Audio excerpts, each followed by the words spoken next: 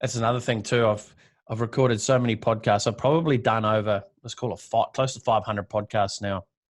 And it still baffles me sometimes, the errors that I make, like not hitting recording or haven't turned on a video camera. So the other day I was recording a podcast and our videographer wasn't here. So I was like, oh, that's cool. I'll set the camera up and do it.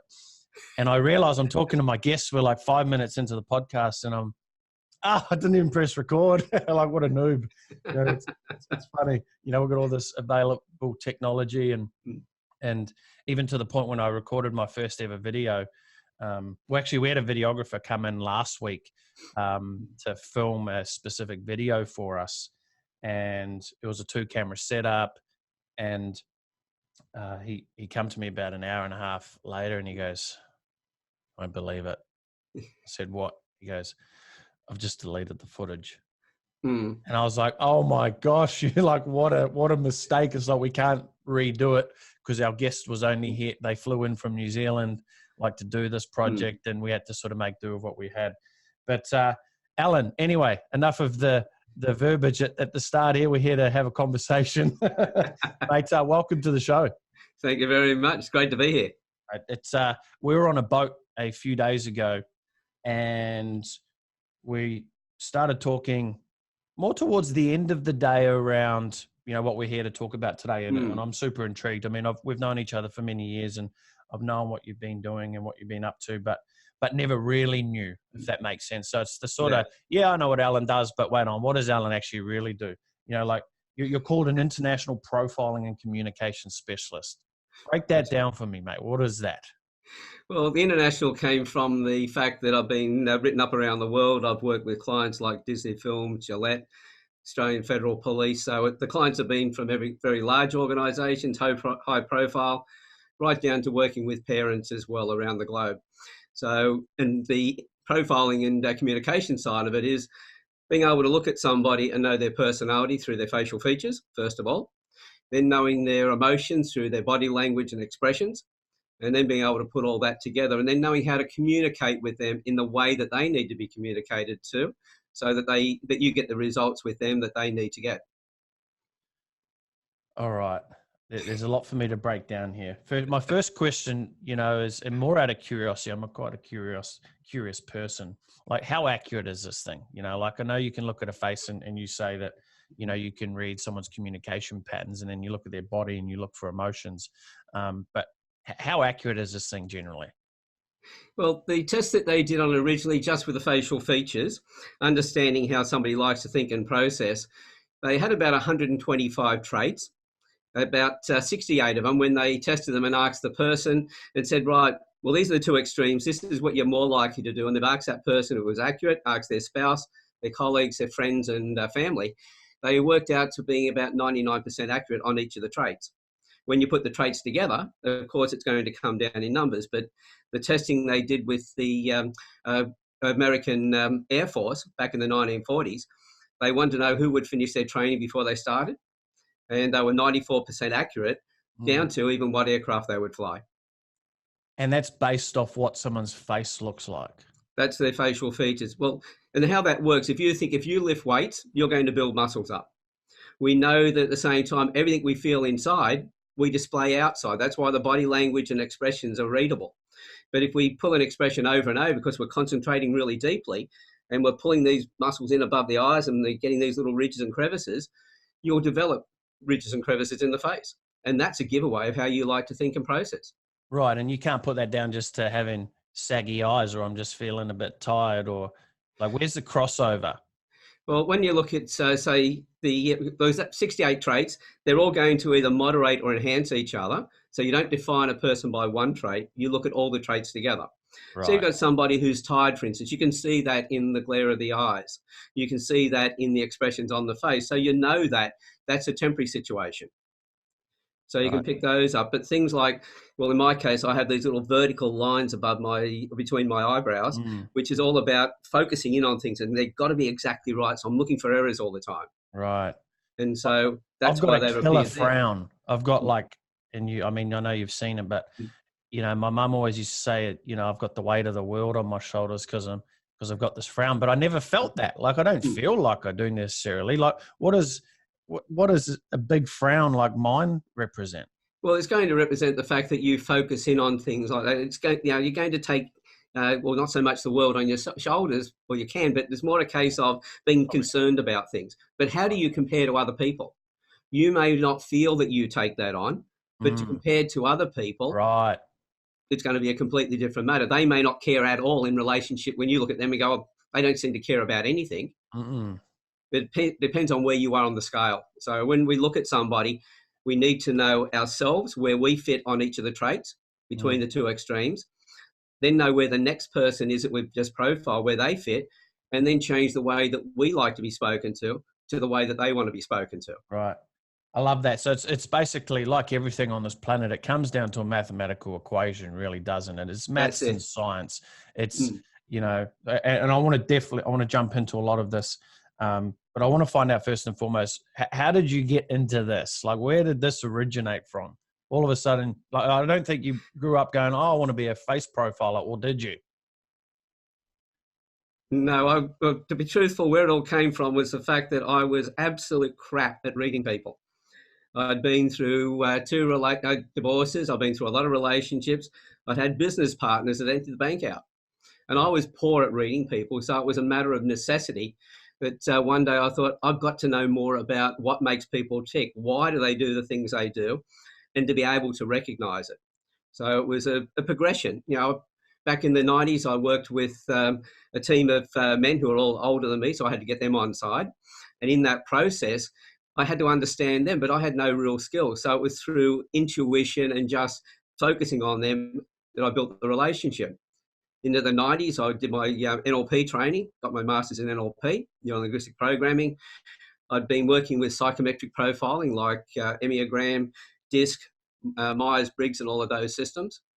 And in the early 2000s, I was working with a company that were teaching currency trading, and none of these students were making any money. So they got me to come in and have a look. And in that process, I realized that it was their psychology. They had a great trainer who was teaching them, but as soon as they put their money on the table, they started losing it. So I realized we needed to know their personality. So I put them through all the psychometric profiling and realized that they didn't fit some of the profiles they were coming up with. And I needed a better system. And while I was doing another workshop with a friend who was running a spiritual retreat, I had somebody who just said to me, you ever looked at reading faces? And that's where the face reading side of it came into it. Well, I've been doing it ever since. It must be hard for you to walk around town and not want to read someone's face. Or do you sort of park that on the park bench? How do you walk around and not feel like you're wanting to? And I don't know if the word judge is the right thing, but that's essentially probably what you're doing. Really, it's like, you know, you just have an elevated level of, you know, I guess the general public, let's call it. I think one of the biggest things is we as human beings, at the core of it all, at the end of the end of the end, is we're all vibrations. We're just energy, right? So you can tell when someone's having a bad day because their shoulders are slumped forward, or, you know, you can tell someone's upset because they're crying and there's tears, right? There's these telltale signs. But when you've got hyper, you know, like Superman hearing ability, you know, he hears everything. You essentially can look at something and you see it. How do you walk around and not, or do you just look at everyone and you love the fact that you can just sort of read what's going on there? Well, there's a purpose behind it. But first of all, let's look at the judging side of it first. It's judging based on a science, whereas before this, and most people will judge people based on their biases. How many times have you dealt with somebody or met somebody who reminded you of somebody who did the wrong thing by you in the past? Your immediate reaction, want to get away from them. You don't trust them. Now, when it comes to our personality, it's how we like to think and process. It's not what we're thinking and processing. So it's not character. So two people can look very similar to each other. One can be a saint and one can be a sinner. So one's trying to figure out how to rip you off, and the other one's looking at, well, how can I help you? And so we make a lot of judgments already, and usually they're misguided, and we lose a lot of opportunities. What I do is I'm basing it on the science of it, the dimensions of the face, the ridges and crevices that are the history of how you like to think and process. So facial features, first of all, I never turn those off, simply because when I meet somebody, I want to be able to connect with them. And the best way I can connect with them is understand them and talk to them the way they want to be spoken to. And all of a sudden, I've got a new friend. Mm. I can go anywhere and everywhere and have great conversations with people just start them up where we haven't met the person before. I could be on a train, I could be in a shopping centre, walking down the street and having a conversation with that person, walking away and going, I had a good time. As far as the picking up whether they're telling the truth through the micro expressions and the body language, that if I'm at a party, I turn that off. Because everyone's going to tell stories. And, talking about the fish was that big. How big was when, it? it was that big. Well, they're fun. There's those white lies. They're enjoyment. So I'm not going to be the truth police when it comes to that. But if I'm sitting there and you're talking about something that's affecting somebody else, it's going to be turned on. You've got to make sure that you're doing the right thing by the other people. Yeah, fascinating. It's for someone sitting there going, okay, this is great. You've got all the skill without having to go put 30 years of experience into this. Where's some starting places that again, because a lot of our listeners here are entrepreneurs, business owners, wanting more from life. And obviously I'm a massive advocate that communication is everything, right? Everything stems from communication. So whether it's knowing how to communicate with someone else, or even more important, I think, communicating with yourself, where does someone start when they want to sort of go on this quest to be able to get a better understanding of how should I be speaking to you, Alan? Like if I was wanting to go, geez, how can I make this the best ever interview with Alan and have the best comms with him, even though we've obviously had a number of communications, but where does someone start?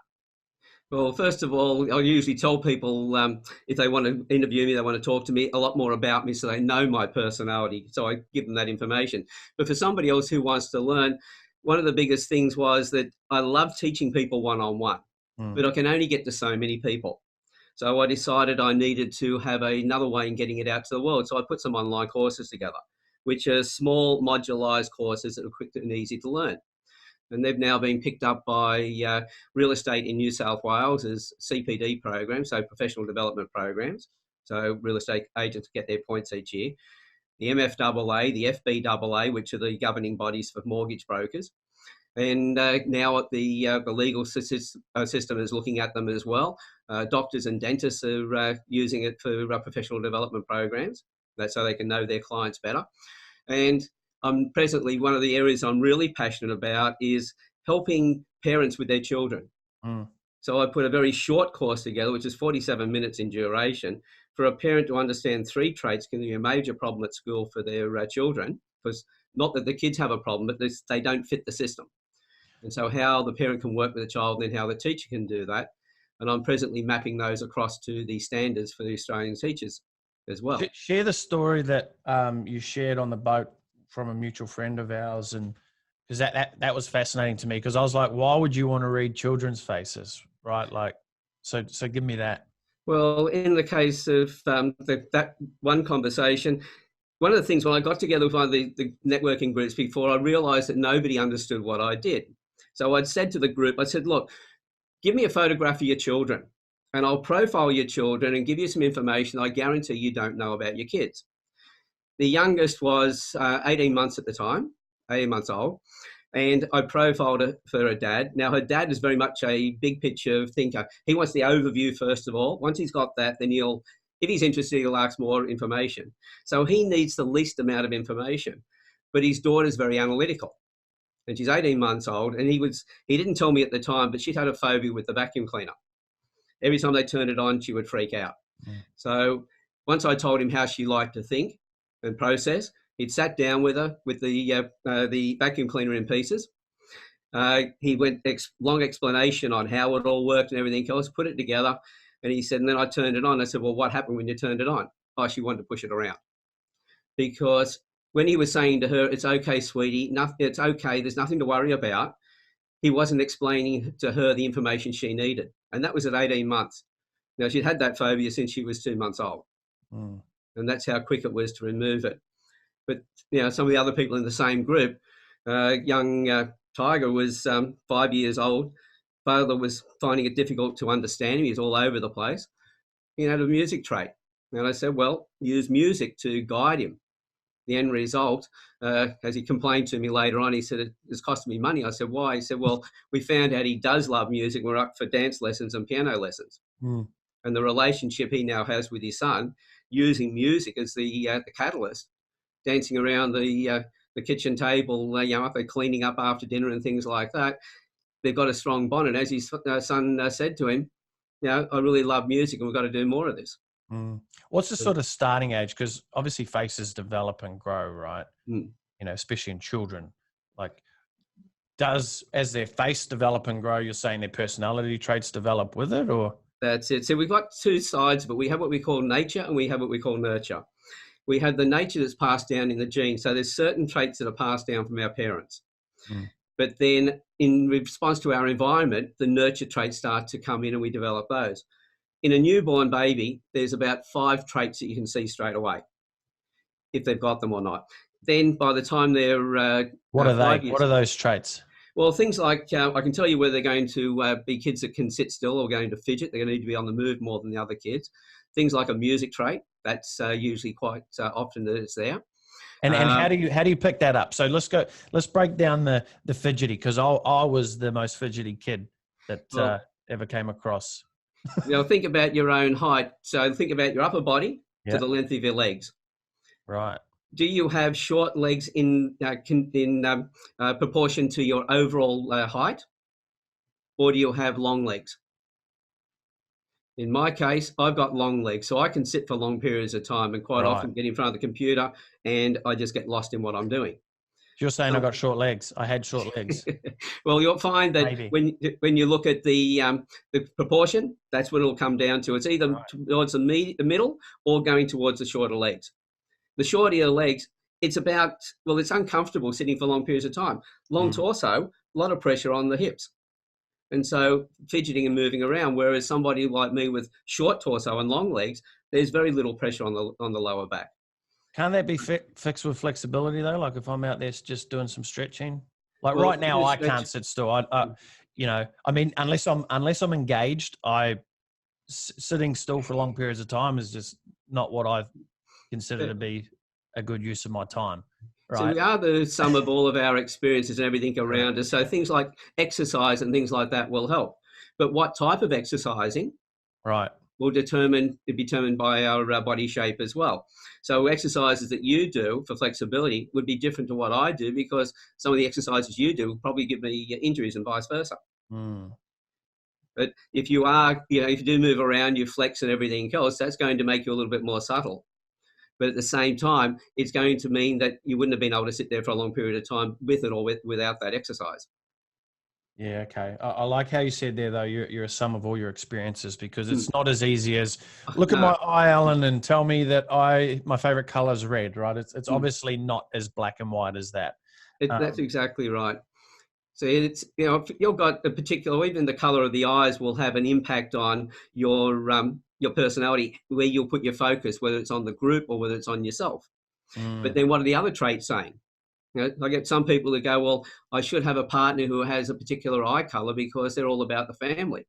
And I go, yes, but all their other traits are also lined up with that. They are going to stick around, and even when they're exhausted, they're going to be there all the way through, but they're not going to be there fully. And over a period of time, they'll finally then crash and burn and need to take time away. They'll be away for a long period of time before they come back. So, but if they had the traits that said that they were less involved on the family, but still had that same coloured eyes, they'd get away quicker and come back sooner. So there's all the combinations, everything works together.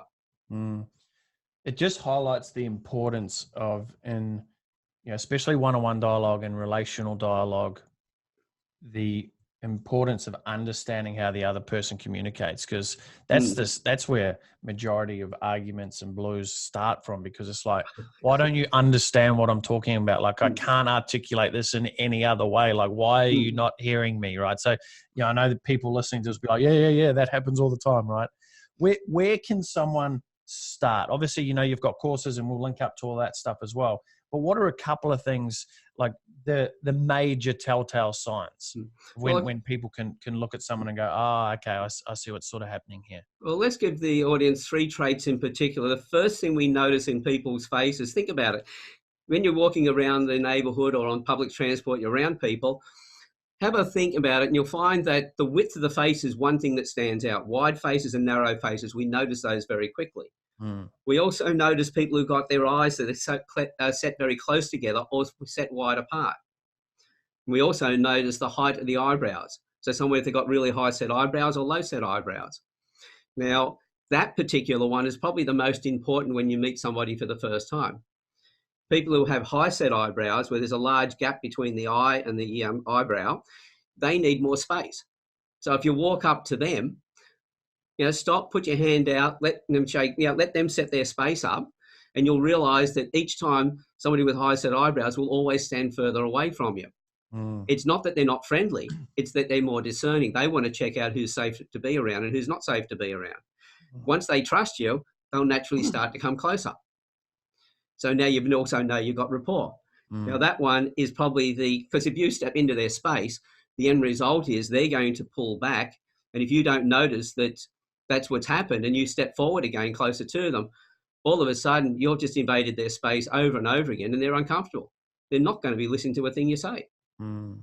Whereas somebody who's got very low set, I want to put a caveat around that. Practice these things with people you know. Don't go to your next networking event and try and stare at someone's eyelid and go, is that higher or lower? Damn it, I don't know. And remember that everyone has different eyebrow shapes as well. So when you look at them, look straight between up vertically through the pupil. Okay. And imagine the height of the iris, the coloured section. Would that fit into that gap above the eyelash, I should say, and below the eyebrow? If it wouldn't fit in, they're very close set. If there's a lot of space there, you'll see that. Look for the people who are at the two extremes and notice, do they come and stand close to you or do they stand back? Who else are they standing around? If you've got somebody with high set eyebrows standing close to somebody else in the audience, in the group, you know that they know that person. They haven't just met them for the first time. Or if they have, they've built that instant rapport with that person. So that one's extremely important. The width of the face. Generally, you find people who have got narrow faces, they like to go, when they learn something new, they go away, they practice it, they make sure they got it right. Once they got it right, they'll then come back and talk very confidently about it. Whereas somebody with a very wide face, quite often they hear it the first time and think they've got it. You don't know if they got it until you ask them particular questions to work out whether they do or not. Are you saying wide face as well as cheek to cheek? Is that in between your ear? Is that what a wide face is? It's really, you're looking at, again, it goes around the eyes because over time we can put weight on our face and take weight off the face. And that's usually around the cheek area. But if you look at around the eye sockets, you roll your fingers just outside your eyes, you'll find that there's not much skin there. It's not a lot of thickness. So that's the width. Right. Okay. And you compare that to the overall length of the face, which is from the boss of the chin up to, there's a natural turn of the forehead, which you can see if you look straight up through the pupils, a little bit below the hairline on most people, unless I'm talking to bald men who are usually tapping their forehead and going up over the back of their head trying to find their hairline. But no, it's when you're looking at me, for instance, you'll see there's a little bit of a glare from the lights on the video, the same as I can see on you. So I can see where the turn of the forehead is, and I just look at that width, and it's a dimension. The actual dimension is at less than 60%, then it's a narrow face. If it's more than 70%, then it's a wide face. What do the width of my eyes tell you? Well, width of your eyes are, they're more towards getting towards the center of the road. Whereas somebody like mine, you'll notice they're actually closer again. Yep. So I'm very focused on things. If I'm working on something, do not interrupt me if I look like I'm involved in it, because that puts me off. So if I've got a staff member and I went up to them and they've got close set eyes, I can see they're busy and I need their help. I'll interrupt them and say, look, I know that you're doing something that's really important, but I really need your help. How much time do you need to leave that to come and help give me a hand? Would 5-10 minutes be okay? If they say 10, I'm going to go back in 11 or 12 minutes. If they've got wide set eyes, where it looks like if you took the width of the eye itself and tried to put it in between the eyes, and you notice there's a lot of play, that's somebody who is easily distracted. They're more laid back. So if they're working on something that's stressful, they're quite happy to have somebody interrupt them so they can get away from that for a little while. Right. So, and then somebody who's middle of the road, when they are, like yourself, when they are very focused on something, leave you alone, just treat you like somebody who's got very close set eyes. Yeah, I probably don't like being, especially if I'm in the, well, definitely if I'm in the middle, anyone who knows me will be like, yeah, Brett, you don't like being annoyed when you're in the middle of something. Yeah. So you're saying that we've got the eyes, we've got the width of the face. Mm-hmm. What was the third one? You said there was three that you. It's the height of the eyebrows. Height. Okay. Yeah. So they're three that we notice in people's faces really easily, and they're probably the ones to actually start playing with and testing.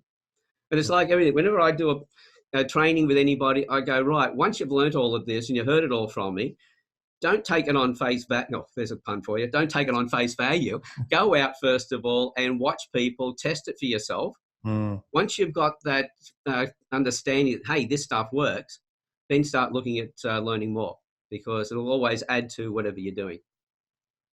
Interesting. I'm going to have to go and look at all our team's eyes. So I have to get them to do a lineup. And all right, we're taking a photo. Interesting. Well, the way to do it is just do it really quickly. Just look at somebody in a glance, then look away, put it in your mind's eye, and you should be able to do it as somebody walks past you in the street. You've got most of their, if I look for the 8 traits that stand out the most on that person, I've got their profile as they walk past me. Right, fairly accurately. Then they don't even know that I've done it. And that then allows you, because this is where it intrigues me, where, it's not just communication with your partner or your husband or your wife or your children. It's how do you, and especially, again, a lot of entrepreneurs, business owners listen to this, is how do you then communicate with your team? That's it. Because just because you're the, air quotes, boss, you're in charge and you're paying the wages every week, it doesn't give you the right just to speak the way that, only you, or, for me, I feel I have a very unique way of being spoken to, but I'm almost very chameleon-like as well. I feel like, and not in a fake way, but because I've had, I used to work at nightclubs and just being in that scene, and I was a personal trainer for many years, and you come across so many different types of people that you can sort of learn to, like, naturally, I had no idea about face reading or any of that, 15 years ago, so it's something that sort of intuitively happens. And I know you said the word intuition at the start. How important is intuition when it comes to this? Well, first of all, as children, every child has the ability to read, unless they have certain medical, what do you call it, mental conditions. Right. But you'll find that we're all perfect at it. And I always say to parents, how often do your children push you to the edge but not over the edge? And why? Because they're actually wanting to figure out whether you hold, but they're also testing you and they're reading you as well. But as we get older, if we don't practice, it's like if we don't ride a push bike, for instance. To go back, it's really trembly to get started again. We can pick it up, but any muscle we don't work atrophies. So it's the same thing here. If we're not practicing it starts to fall into our unconscious mind. Yep. All I do is come along and train people so that they bring it from their unconscious mind to their conscious mind. And so because of the work that you've done in nightclubs and other things, you've been practicing it all the way through. So you have kept your skill level up to a certain degree. Yeah. But you may not have known why you've read somebody but not known exactly why. Well, that's where my job is. I come in and teach people to bring it from their unconscious mind to their conscious mind so they know why. And I think that's it, what you just said there, because I have, over the last, let's call it 8 years, become very, very, I've always been a very curious person. Like, I've always needed to know why something worked and so forth. Even to the point where when I was 4 years old, my mum was telling me that I'd be taking the screws out of the door just so I can put them back in. I'd be unhinging doors around the house just because I'd be super curious of how things work. But definitely the last, several years where I've been very intrigued in this, why do we do the things we do? Why do we act the way we act? And understanding psychology and persuasion and influence and all of these variables, because it's intriguing to me. And I would have to say I'm aware of it, but I'm not like where this is your sport, right? This is the thing that you do all the time. You're walking around every day with the glasses of, okay, I'm going to be looking at how people are operating here, where someone like myself, I might flick into that awareness every so often and put those glasses on, but majority of people are not even aware that you can actually you know, see what's happening on someone's face and why they're acting the way they act, even to the point where I can just put on a face with our dog. So we've got 2 pugs, right? I just need to open the door and look at them in a certain way. And you can tell that they already know what's going on. They're like, oh, geez, he means business. That's it. Right. So it doesn't seem that hard of a thing to really grasp. It's just the continual awareness of it, right? That's it. It's like anything. As I said, if you don't practice something, it atrophies. The more you do this, the more it just becomes natural. And some of my youngest student at the moment is 11 years old. And she's just picking it up like you wouldn't believe. And she's coming back to me and going, if I got this trait and I got that trait, how do these things work together? And she's picked it up so fast because she hasn't had all those extra years that we've had getting into adulthood, where we've been off on other tangents and other things and not worked that muscle at all over that period of time. Right. And creating bad habits and bad thoughts and experiences and so forth. Yeah. That's it. But you as you said, kids, the importance for the business, as you mentioned before, if your staff are happy in the work they're doing, they're going to be more productive. We know that at the moment, 87% of people are disengaged in their work. If that's the case, companies are losing a lot of money. So why do you need these skills? Why do you need to connect with your staff? So you make more money. If you're happy, they're more loyal, they're more productive, they feel like they're part of the business, they apply themselves. You can go on holidays and the company will still grow in your absence if you have that right relationship with your people. And the more you understand them, the more you can then train them on how to deal with each other so the teams become more effective. Yeah, excellent. How does someone understand themselves? So how do I, like, if I'm going, I want to go home and I want to take a look in the mirror after I, was amazed by the beauty that I was looking at. What do I look at? Do I start with the eye component that you're saying, the width of my face? What other things can I be looking at? Because I was talking to you on the boat and I said, look, I feel I got some pretty weird ears, right? I haven't seen anyone with sort of ears like mine. The lobe sort of sticks to the side of my head. Lucky I've got extreme confidence because that doesn't bother me. But sort of growing up, I was like, oh, geez, these ears are a little bit weird, right? What does that mean? And you said something. Obviously, it resonated with me. But what are some things that people can Well, everyone's going to be different. This is the whole thing. I work with about 68 traits at the moment, and I'm working with some other profilers around the world and developing some and expanding on that as well. And with 68 traits, it depends on what stands out the most on your face. Yeah. It means that if there's that many different traits, then it means that everybody on the planet is different to the next person. There are no two personalities that are the same. So I always look at what stands out most first, what stands out second, how does that moderate and enhance the first trait, what stands out third, how does that, and I very quickly build a picture. As I said, I say, walk past me in the street. Yeah.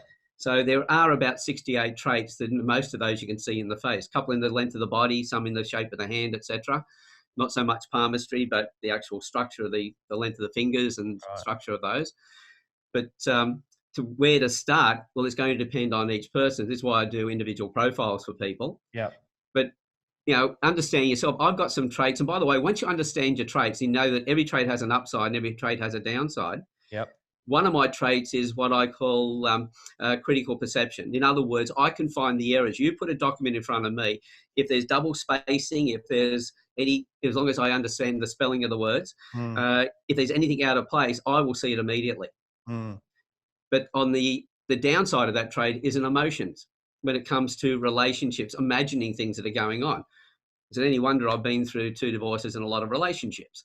So I look at that trait and I go, now I know why certain things have happened in the past. So if I'm dealing with somebody else and while I'm dealing with that person, I start to get triggered that is there something wrong with this relationship? First thing I do is go, Alan, is this your trait kicking in? Or are you actually reading something here? So I check myself out first. Once I give myself a clear bill of health, then I look at the other person and go, okay, what's really going on here? But by knowing yourself, you always have that power of not letting your buttons get pushed because of your personality traits, but knowing why they get pushed and therefore structure your environment so you can be in charge of them. As they say, take dominion over your personality. Very, very true. Let's use me as a crash test dummy. Because you said and I think this is an important thing to put out there as well, because it's just not because you got round ears that you are a X type person, right? Now, you said there's 68 specific traits, but you look at the ones that stand out most first. Let's use me as a crash test dummy here. Okay, what I call a high mental ceiling. This is the area up here that's reasonably large on you, which means that you're going to come the up forehead, just to anyone listening, from my eyes to the top of my... Yeah, I keep forgetting we're looking at each other here, but this is probably going out as a podcast, so my fingers pointing is not working. That's all right. I'll fill in the gaps. But you'll have that high forehead, which means you'll come up with a lot of ideas. But your forehead is also squarish, whereas mine goes up and sort of curves around when you're looking through the temple line. It's more of an arc, whereas yours is more square. Where I'm about being able to maintain things and doing things over and over, you like variety. So I know you're not going to want to do the same thing over and over. Yes, you're doing podcasts, but you're interviewing different people all the time. So there's a lot of variety in there. You like to start a program and you like to finish it quickly. So a long-term project is going to be a struggle to you unless you can break it up with starts and finishes so you can see you're getting success all the way through. So that's important. You also have those raised sections above your eyebrows as well, which stand out. That shows that detail is important to you. Yes, you analyze things. You need to analyze it before you make a decision. Once you've got the information, then you're pretty much quick to then move to give me the best way to do it. Let me get it done. But you need to know that while you're analyzing it, all the information's there before you move ahead. So that stands out straight away. Dry sense of humor. I can see that in your face as well. Even though we've known each other for a while, if I met you for the first time, I know that we're going to have a light-hearted conversation. I can be a little bit flippant in the conversation. If you throw something at me, I'll throw it back at you, and I know you're going to throw it back at me again. So we can have that relaxed conversation. I also know that there's a good level of confidence there, but also you like to be in charge as well. So people would see you as an authority. So if I came into the room and I didn't know anybody in the room and I wanted to know what was going on, your face shape tells me that you're somebody I would actually go up to and find out what's happening. You're a team player. You know, like being part of a team, you like to have the people around you. I know when you speak, you're going to be fairly concise as well. You're not going to waffle on. It's going to be straight to the point. And I know that, yes, you give to people, but you're going to stop and think before you give to them as well. So if your partner gets a expensive present from you, they should know that you care about them, because you wouldn't have given it to them unless you'd really thought about it first. Shout out to Emily. I bought her a Porsche. There you go. And I thought about it a lot, right? Just do a quick turn to the side for me. Okay. Yep, thanks. Also tenacious. You know, you get your teeth into something, you won't let it go. You know, you're going to stick with it until it's finished. I know that where some people are over realistic, where they have ideals, but as soon as there's pressure, they'll just go with what the larger group wants. In your case, it's more a case of things have got to be right. There's certain standards that have to be met, and if people step outside those, you're not going to be happy about it. So you have high ideals on how things should be put together. How am I doing so far? Hey, you're pretty spot on, I've got to say, yep. And where some people, there's two extremes on the thinking styles. There are those that are very sequential. This is one of the traits for parents. If you've got a child who's got a very straight vertical forehead, very close to that angle, there's somebody who needs everything in a structured order. Each thing, understand the first one before they get the next item. Understand those two together before they get the third. The other extreme of that is somebody who can bounce all over the place and bring concepts together, and learning something new will bring a concept from the past, something else they've done, and be able to understand it. You and I are both middle of the road. So we're in there, but when we both get stressed, we go a bit more like the sequential thinker. Don't give me a whole lot of things. Just let me get this one thing done and then come back to me with the second thing. Yeah, it's like the double-edged sword, right? Like for my entire life, like I'm a very competitive person, but I actually enjoy losing. And it's purely because, like, when someone can beat me at something, for me, it's like I get enthusiastic about, wow, I've got something to work on here. You know, where I know growing up, a lot of the time my competitiveness sort of came across as maybe a bit arrogant, or, you know, I had to win at the expense of others. But it was, you know, I've got personally, there's so many different double-edged swords there around, even where you said initially that, you know, I like to start a project and get it done fairly quickly, or even I like to start a project and let someone else finish it, right?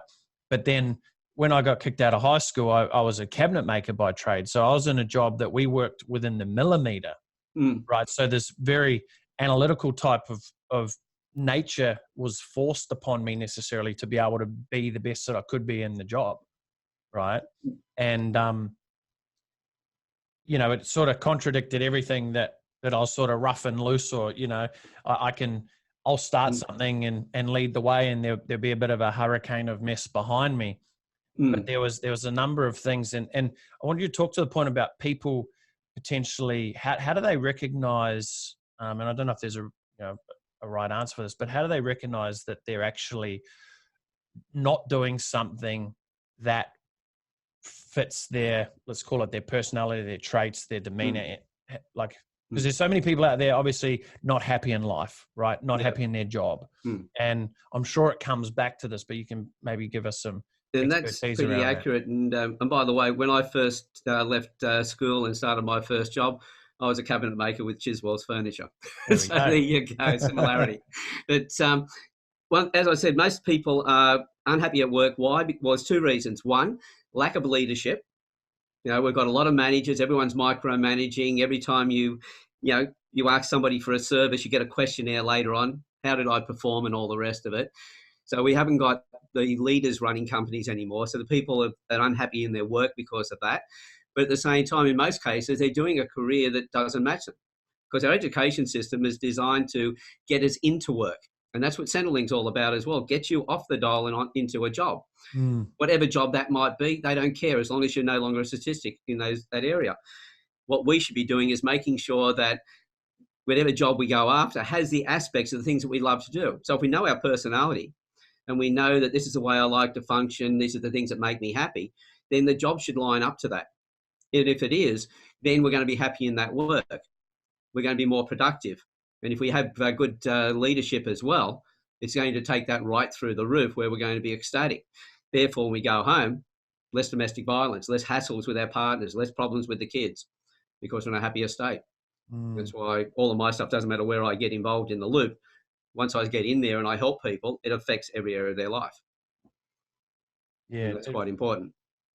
It's game changing. It's literally game changing if you can learn even a handful of traits. Like, the general person we wouldn't expect to go and study this thing in depth. Just even at a baseline to realize, looking at your life and going, okay, what's the biggest roadblocks happening right now? Oh, well, we're always arguing about the dishes, or we're always arguing about X, and actually finding that part there and then uncovering why is that even happening. And you can judge a lot, obviously.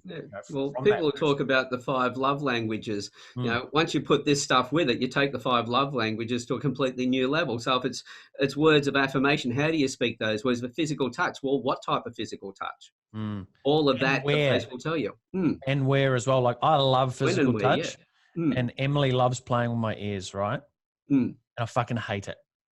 I don't like it at all. I'm like, hey, I'll tell you what, like, just to let you know, I love being touched by you, but my head, I love a good head rub, right? But it's like, how do I get Emily to stop touching my ears, Alan? What have I got to do so I can get her just to give me the head scratches that I desire so deeply? Well, it's not just a case of, it is conversation. And this is the thing, when you know the other person's traits, you know how to speak to them in the way they need to be spoken to. But it's also the fact, it's not just saying, well, look, I don't like you touching my ears. So if you've got a staff member and they're not doing the right thing, you don't just chastise them on what they're doing wrong. You first of all talk to them about what they do right, what is the stuff that is excellent, and go, and this what you did here wasn't right, but if you applied this, if you said to her, it's not, the ears don't excite me at all, but when you give me a head rub, that does. And so if she wants to connect with you, it's no longer a decision of what she shouldn't be doing. It's now what she should be doing. So it's a communication. But again, if we know their personality and how they like to be spoken to, because the other thing is too, you're about the aesthetic appreciation, how it feels inside. So when I know that when you get stressed, you're going to withdraw and just leave me alone and I'll sort it out myself. Now, if your partner is somebody who's what the reverse, which is more dramatic appreciation, they need to know what's going on. If your partner comes over and keeps asking you, well, what's going on, and you say nothing, nothing's wrong, then they start to believe that something is wrong. Yeah. And so it's a matter of, look, it's just something on my mind. It's got nothing to do with you.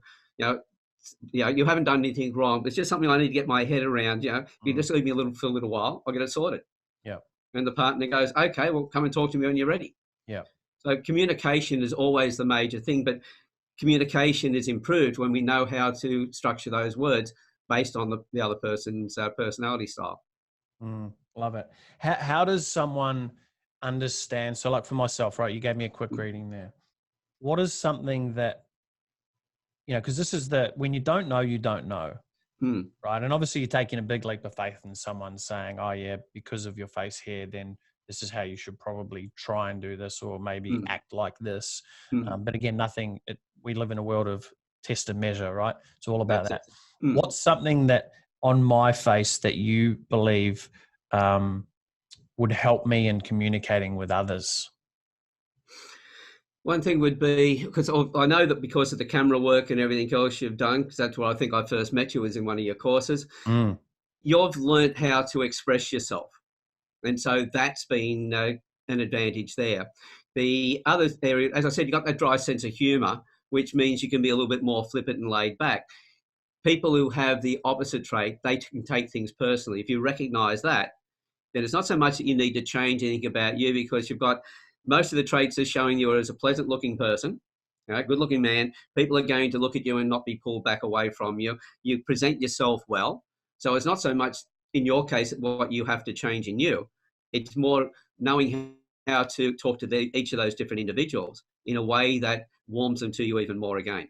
And so if you've got somebody who's got aesthetic appreciation, which is the shape of the eyebrows, where they're more horizontal, like mine, somebody who more strikes up like a little rocket that's going up at an angle off to the side, they're more dramatic appreciation. They need to express themselves outwardly. So both you and I, when we first started, would have had to have practiced to present in a way in which we showed more energy to connect with the audience. Someone who's got the dramatic appreciation, they naturally do that. But when they do stress, they come across to the rest of us like drama queens. So in their case, they then go, rightio, well, people around me of the aesthetic appreciation, I'll just tone that back a little bit, while they're talking to us, and they would connect more effectively. So again, each and every person will have a particular trait that stands out the most, and that's the one they look at and go, okay, what's the person who's got the opposite trait? How do I connect with them on that one? And need to do that. Yeah, I think the starting point is one, understanding that this stuff is massively important, and just like going to the gym, just like, people who are on a personal development quest where they're starting to meditate and doing all their journaling and all these things. How can you, from a tactile level, because a lot of people love tactics, right? What can someone do on a daily basis to start practicing this art?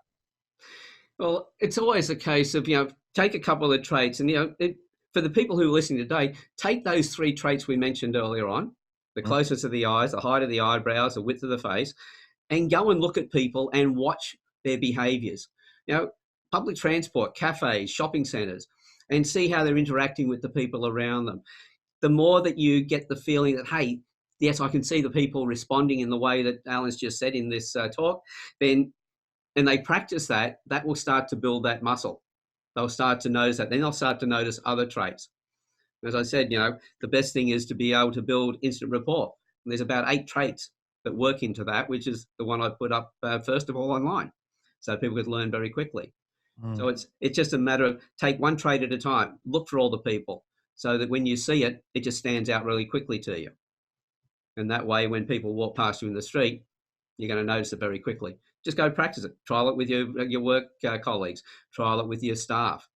And in fact, even if you get it wrong with your staff, while you're connecting with them, they're going to notice that you're paying more attention to them. They're going to wonder what's going on. And that's when you can talk to them and say, hey, I really wanted to understand you better, because it's going to be better for us to grow the business. So I've got to see where you're going to make something out of it. Don't just say, hey, I'm going to make it so that your life is better here, but I'm helping you to get your life better here so the company grows. Then they can trust that you're doing it. Get those conversations going so people won't be worried about whether you're looking at them that closely or not.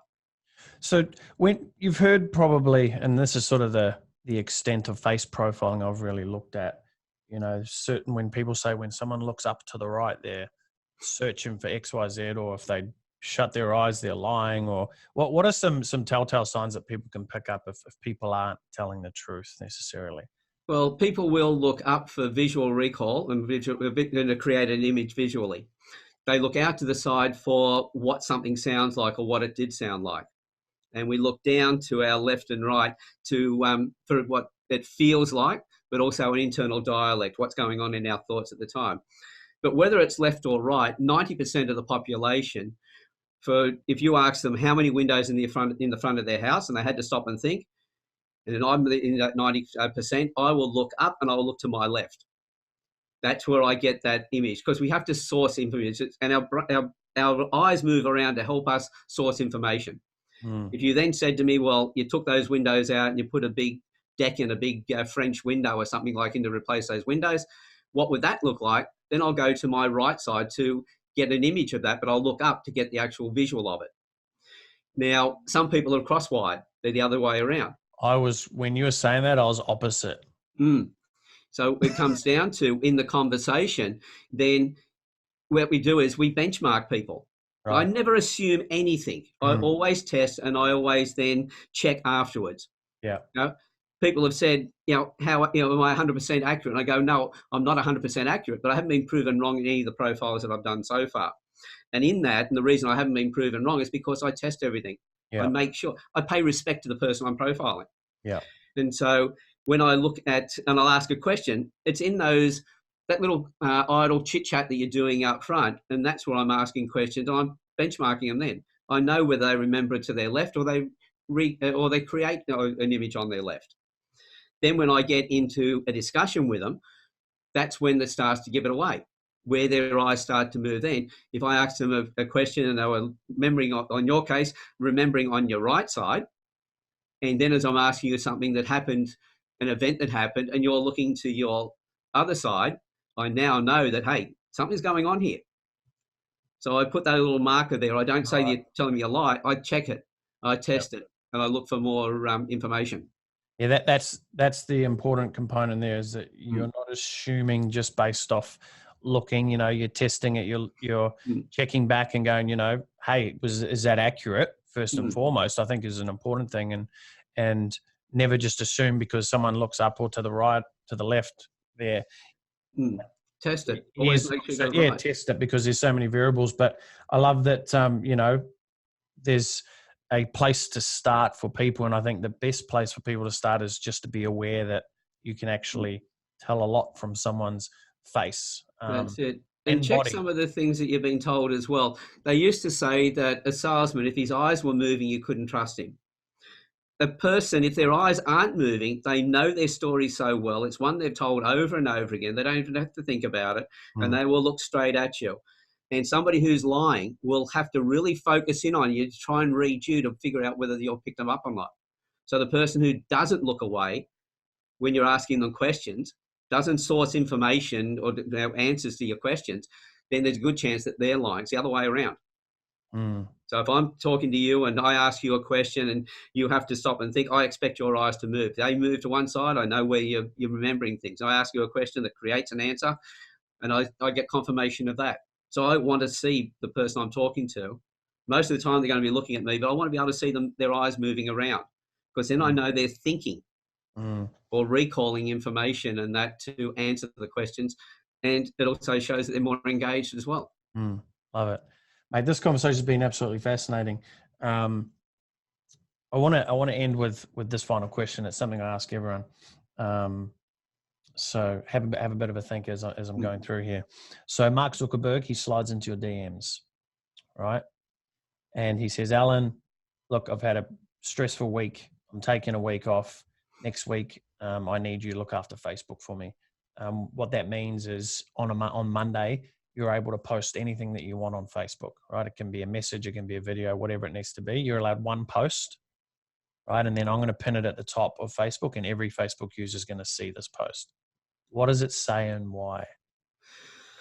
I think one of the biggest, we're talking about social media here, one of the biggest things is that today we are more connected than we've ever been connected before, but we are more disconnected from ourselves and from other people. And this is where the biggest issue is. It comes back to that relationships that emotional intelligence has been put on hold. And it's the area that we really need to focus on, because that's the thing that changes our life and gives us quality of life. But there's one of the sayings that I've always loved, and that has been that what you do for yourself dies with you, but what you do for others and for the community isn't always will be eternal.